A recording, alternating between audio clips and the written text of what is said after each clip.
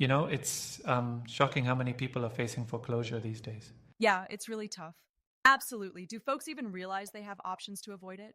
Honestly, I think many feel trapped with no way out. But that's not Right. the case at all. So, what can they actually do? Well, first off, they shouldn't wait. Ignoring the Hmm. problem only makes it worse. Yeah, but taking that first step can be pretty overwhelming.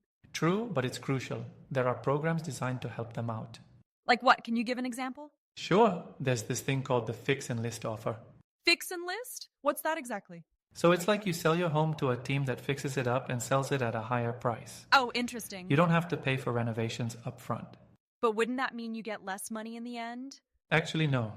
You get the extra profit after the home sells, minus a small fee. Really? So you benefit without the upfront costs. That's pretty cool. But what if someone wants to improve their home's value before selling? Then there's the home selling upgrade program. How does that help? They assist you in making key improvements to boost your home's value, and they Okay. offer flexible financing options. So you can defer payments until closing? Exactly. If you qualify for a loan, you don't have to pay upfront at all. That could really maximize the sale price down the line. Definitely. It's about investing in your home's potential without immediate costs. And if someone needs to sell quickly? Then the quick cash offer is the way to go. Sell fast and move on? Yes, you can sell in as little as 10-15 days, get cash, and skip repairs and showings. Wow. It's straightforward and efficient. But is it a fair deal for the homeowner? Absolutely. And sometimes sellers receive additional proceeds after they resell the home. That's reassuring.